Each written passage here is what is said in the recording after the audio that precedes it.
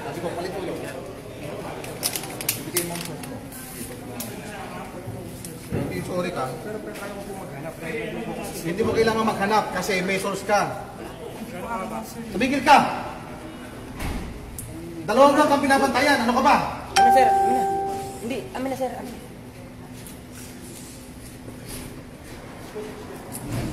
Talagang deny to the...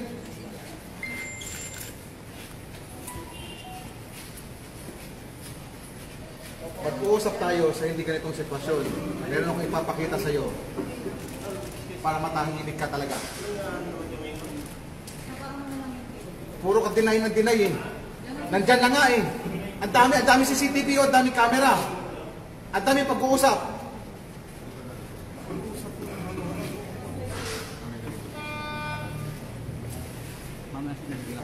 Latag natin ma'am, makikita nila yung mga Ilalatag natin mamaya. Tignan natin. Sir, baka na-frame up lang ako, sir. Nabiktima ako ng ano. Nang? Ganun, mga taong ginagamit ko Sino? mga galit sa akin. Magsabi ka, sinong galit sa iyo? Walang nang galit sa iyo eh. Marami po, sir. Ang dami nag-idolize nga sa iyo eh. Meron po, sir. Marami po nangyayari sa akin, sir.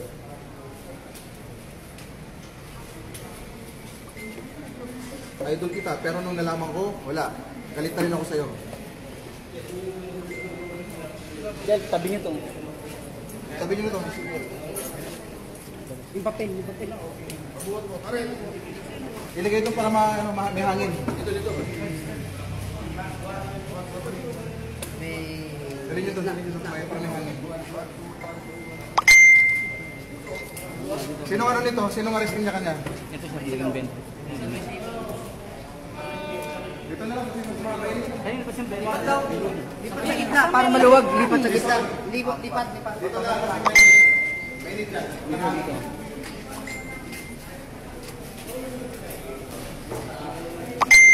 Ito si Looney, yung ina-idolize na rapper, nakahuli nga siya dito sa bypass operation, dito sa isang hotel sa may Polaris, Barangay Poblacion sa Makati. So, sinasabi niya na hindi raw kanya yung item pero matagal na siya sa surveillance at lumilitaw na kanya nga yung mga item na yan. So, usually mga push yan, push.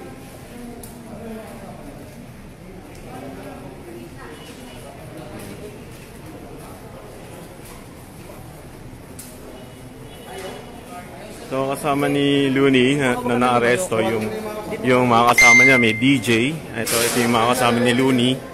Yan. Yan.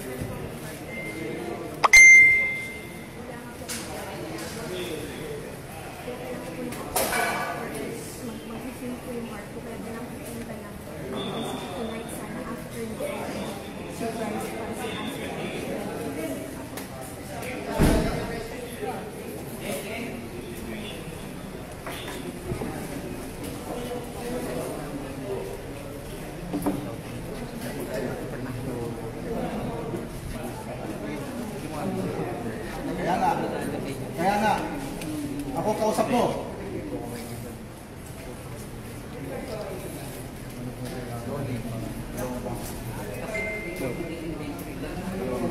Wala ka dito. Tiwala ka dito? Nasira din mga tig. Tiwala ka?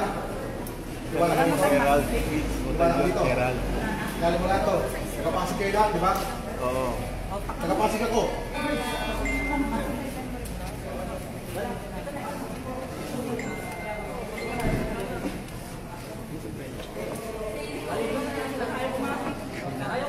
Doon ka.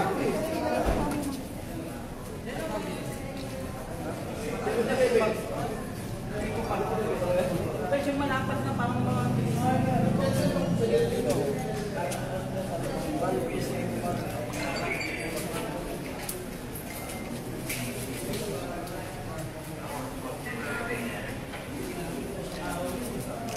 Saan isa kong kasama? Yung babae na kabilo Sino nakatago yung sa mo kanina? Ito bigyan ng ano?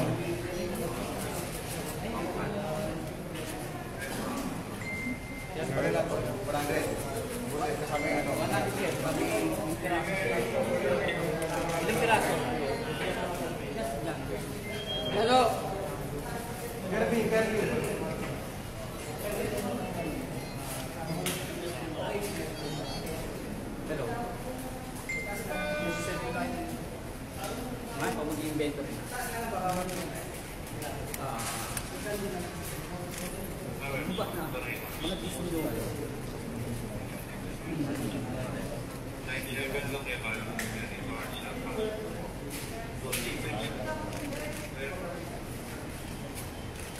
So kasama sa mga na-arresto ay itong DJ ni Uni. Tapos ito, kapatid sa kapatid.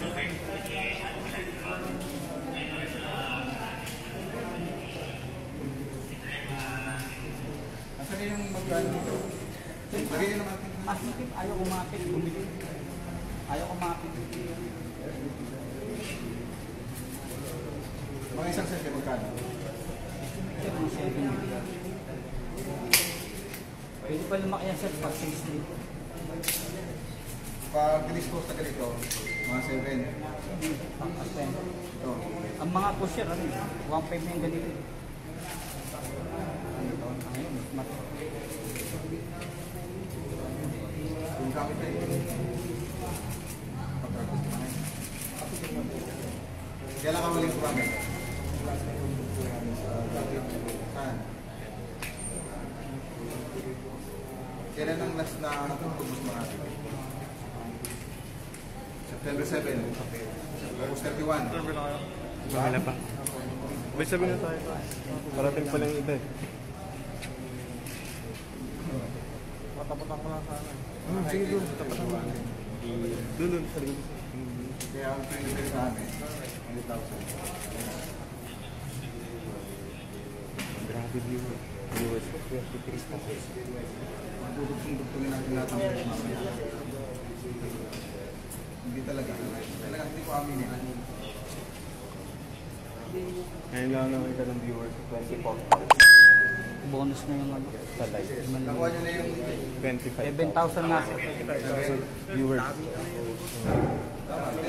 Ganun siya kalaki sa viewers. May bonus sir na 5,000. 26,000 viewers. Ganun siya kasikat. 65, 105, 105. So, Bonus yung 5. Bonus sir yung 5. ano, Packing. dito nilagay, dito galing. Mga ganyan mga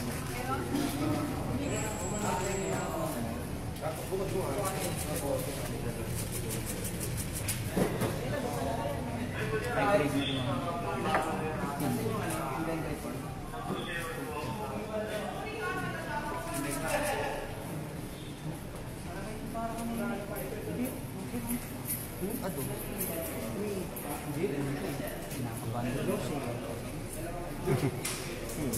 Hindi siya ganyan karami. Nakita ko lang yung arrangement niya.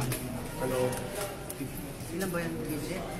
So sa mga late viewers, na-aresto yung rapper na si Looney na ang totoong pangalan ay Marlon Peroramas.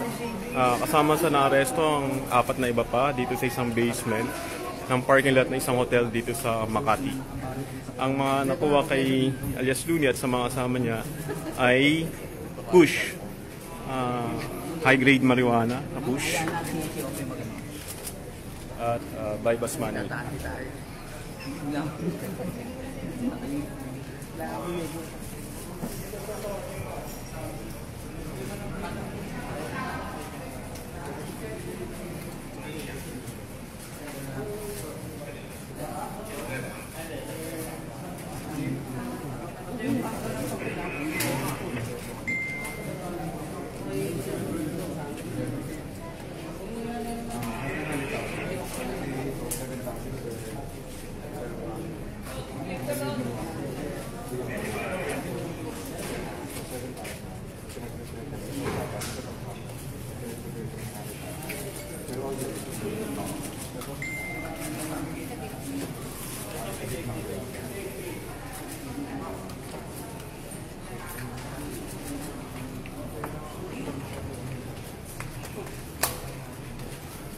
Tropa, yung ano mo.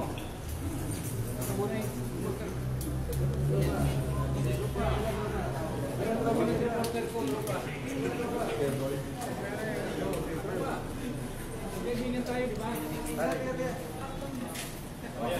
okay lang.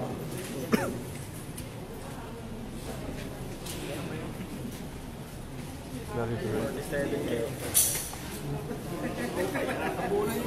Kapatid pa yung lalo mo Okay, ma'am. Huwag naman.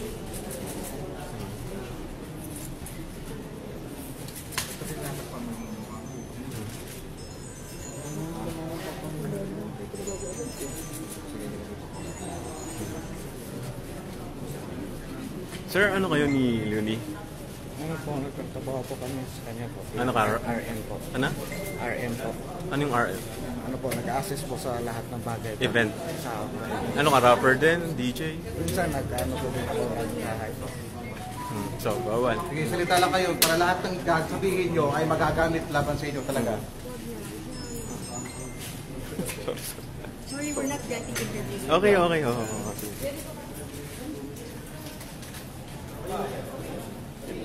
Yun na kasi, tapos kinuha viewer. 53,000? Kausapin ko. May pamilya ka, di ba?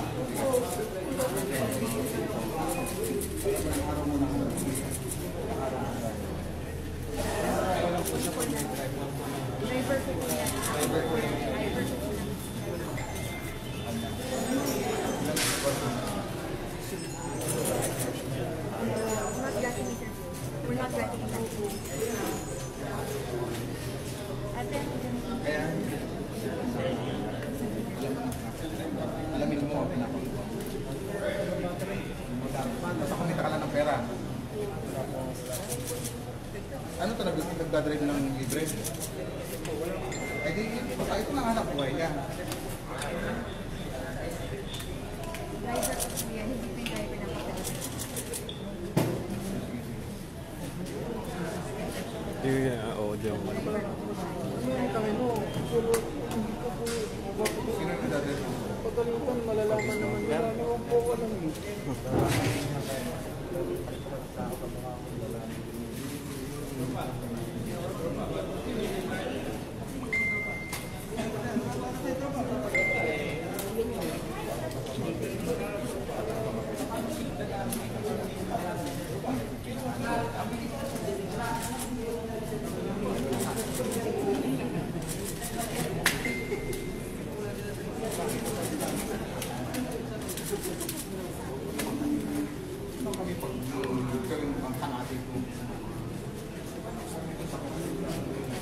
Sa tingin mo magsisinungaling kami para i-produce yan?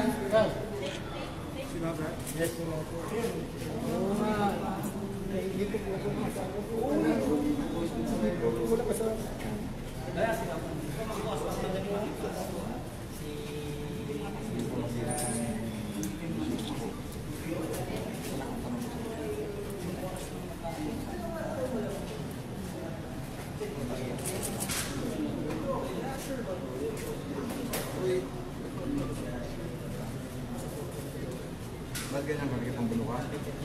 Nagipambuno ka? Sir, sinuntok yung isang operatiba natin, sir. Ha? Sinuntok yung TV natin. Yung? Yung pusher bahay, sir. Sino? Ito? Oo, sir. Sino sinaktan ito? E di idagdag nyo. Kasi Ba? yung PB kanina sir pagkapunta. May CCTV kayo? Ano nga sir, kinukuha natin sir.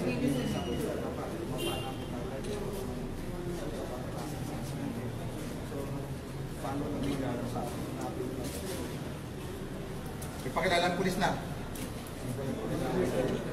Bigla na pumaras po kasi sabing na pa. Apa na ako. Nakainip po. Alam mo, hindi Wala ako. pong nagpakilala po. Eh, wala ito nagpapakilala. Sino magpapakilala? Eh, bypass nga eh. Diba?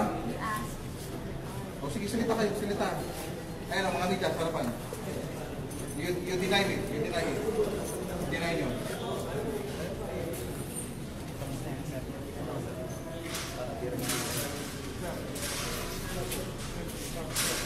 So, akin yung detalye. Ito. Akin yung detalye na ano. Cellphone mo. Yung cellphone mo.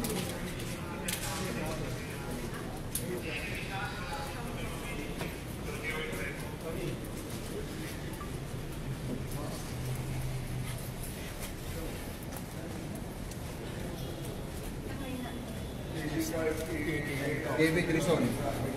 9,000. Baka umabot ng 1 million. Ivan. Nakalive kasi sa TV lang. Marlon. Sa TV naman. Alboy. Ito, diyan ka. Saan yung mga mag-resa ka ng t-shirt na? Sir Galit. Naka-best siya. Punta doon sa may CCTV.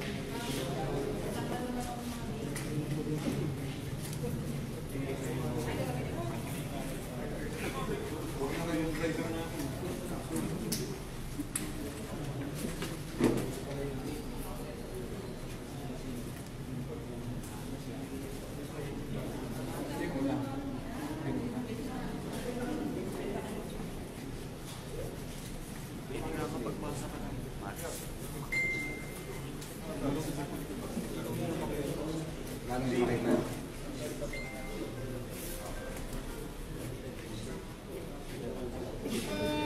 Ito code na.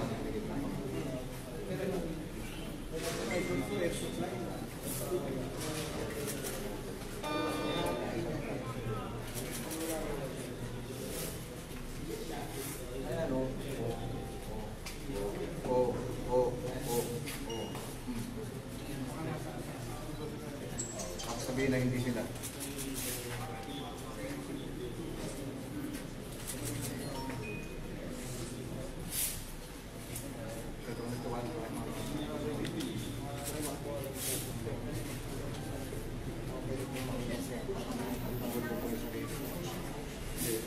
Yung format natin lahat ng information mo na lang.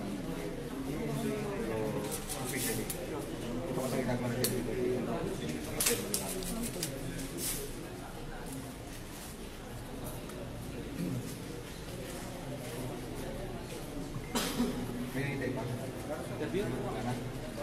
Okay, tabi tayo. Ano, Teddy? Yan, sa gitna. Sir?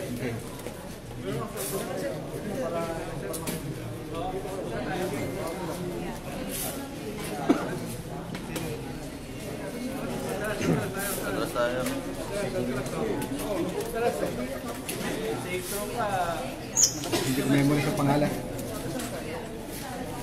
Check.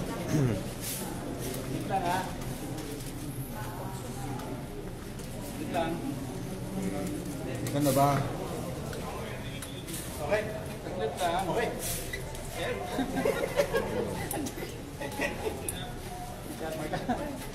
Ilan taon ka na?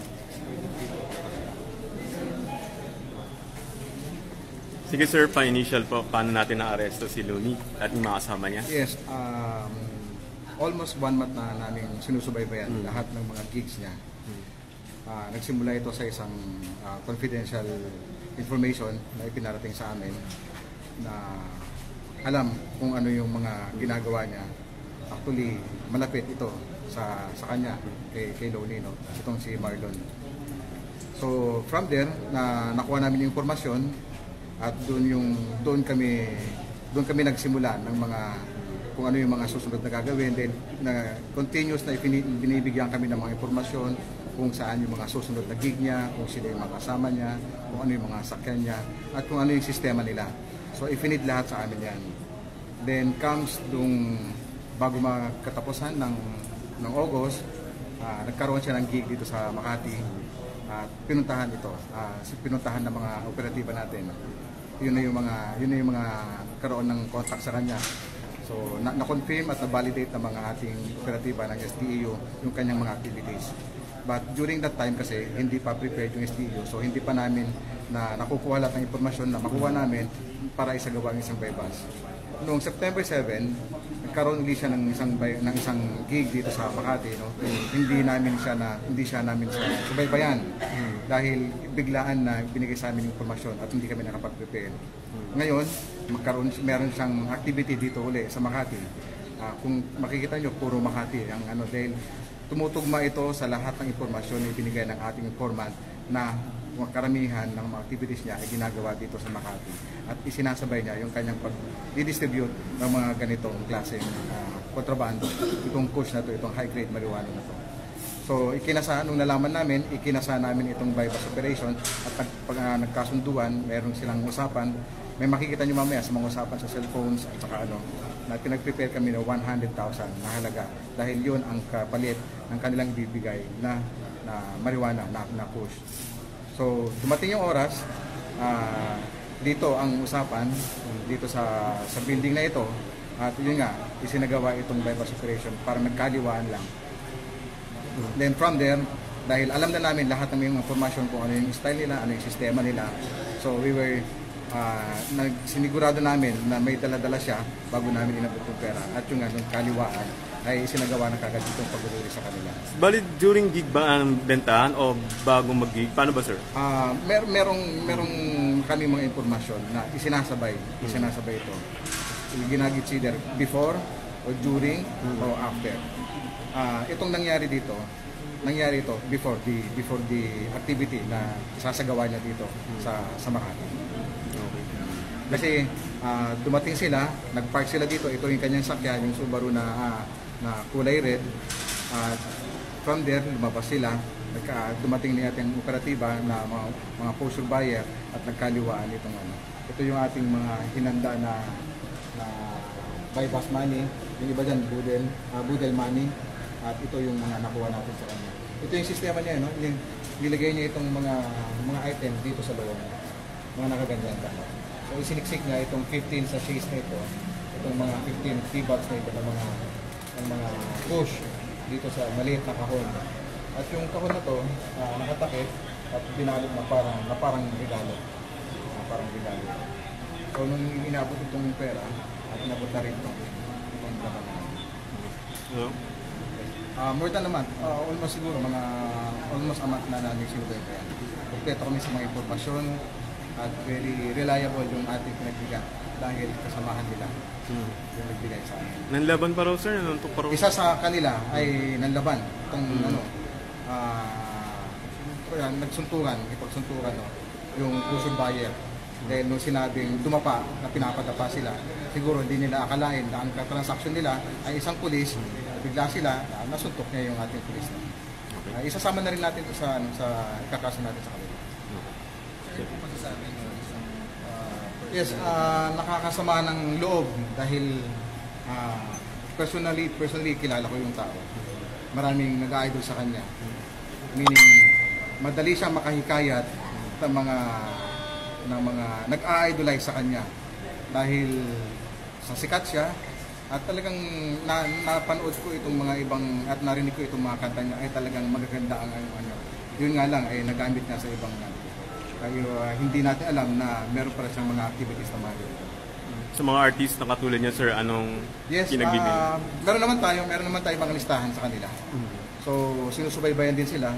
Kumukuha lang tayo ng timing para magawan din natin ng tamang action para sa kanila. Ito, tama lang ito para hindi na, lalo na dito. Kasi karamihan ng gig ni Lonnie ay nang ginagawa dito sa Makati. So, may mga next conversations.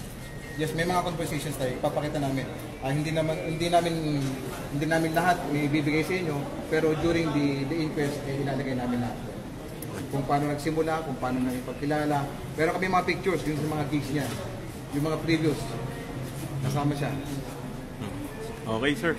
Pwede po ba kayo? Luni, pwede ka ba ma-interview?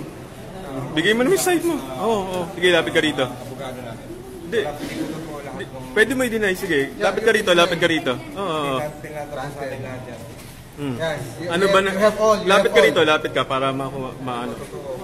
Sige. Okay lang. Ako ay pag-usap sa abogado namin dahil bigla po kami bigla dito. Ang pupuntahan po namin batang may cancer.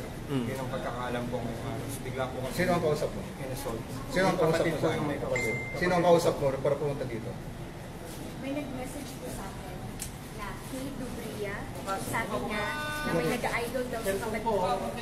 Birthday daw ng ni Sean. Pinost ko po ito sa Instagram account ko, nag-react yung mga tao. Sabi nila na pupunta kami dito kasi birthday daw at 6 p.m. pero meron siyang radio interview so na-late kami. Kaya pagdating namin dito, sabi niya meron na daw VIP parking. Paparetrieve ko po yung phone ko. My phone is with you guys. Hawak ng tao nyo. Nasaan? And we're Hindi not siya, hindi flying. pa lang nakalapat. Hindi, yung cellphone daw niya Hindi na siya, yan. di mawawala yan siya.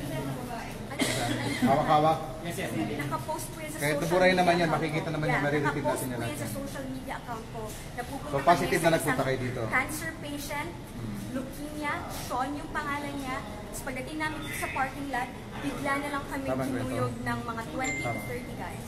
20 to 30, hindi aabot ng 20 yan. Hindi aabot ng 20 yan. I don't know. It's an estimate. Yeah, sure. Ma'am, sa tingin mo siguro ito mga tumawag sa inyo, sinasabi nga ang pupuntahan ko ni Luni ay isang fan. For now, I cannot say who's that kasi we're all disoriented sa mga nangyari. Pero we're very honest, we're very clear. God is our witness. Pupunta kami dito para sa ang birthday ng may leukemia patient. My friends, my followers in Instagram know that. I posted that days ago. Okay. Hindi nyo pakaingay na sa social media ngayon sabi dito sa pagkaka-arrest mo. Anong masasabi mo sa mga followers mo, sa fans mo? Hindi totoo lahat ng paratang sa akin. Hindi totoo lahat. Hindi totoo na hindi po sa amin yan. Hindi po sa akin yan. Ang cellphone ko po dyan yung isa. Yung malito, hindi po yan sa akin. Yung pera po tsaka yung lahat ng mga nasa sachet, hindi po sa akin yan. Pumunta po kami dito para sa batang may cancer. Ang galing pa po ako sa radio interview kanina. Diretso po ako dito, tapos bigla na lang po yan. Pero aminado ka na gumagamit ka, di ba? Sabi mo kanina, na gumagamit ka ng marijuana. Nakatim na po ako. In some instances, pag may mga out of town, ba, nasa mga dagat, Pero, nakatikim po. Kailan ang last? Gumamit ka. Siguro po nung nasa dagat po kami. Just yun yung sinasabi mo mga galit sa'yo para sa... kasi sabi kanina, may mga galit sa'yo. Enough na po ng interview. We will talk to our lawyers first kasi hindi pa namin sila nakakausap and naka-media na, wala pa kaming lawyers. Wala pa lawyers. Our rights have Sa not media na. been, respected. So, It's your choice. It's your yeah. choice. Kung Let's you want to stop talk, the interview. if you Let's want just to stop talk, the or interview. Thank you.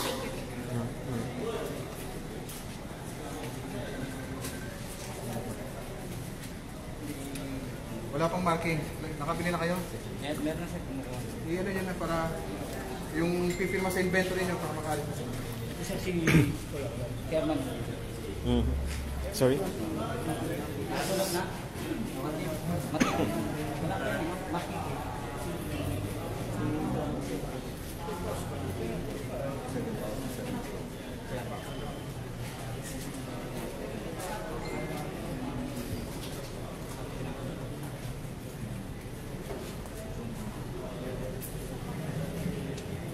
Nakuha mo yung conducting sticker niyan?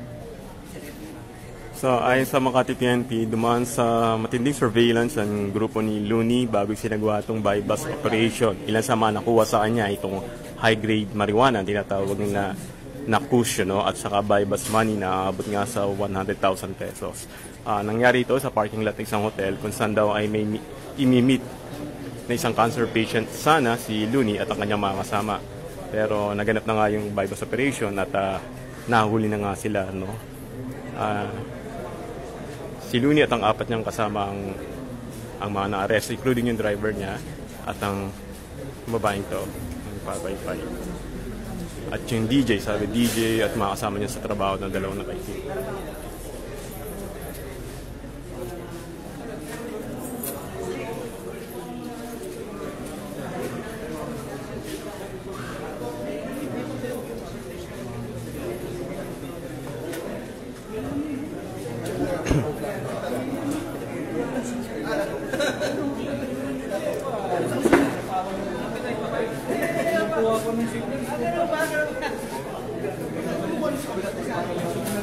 Ano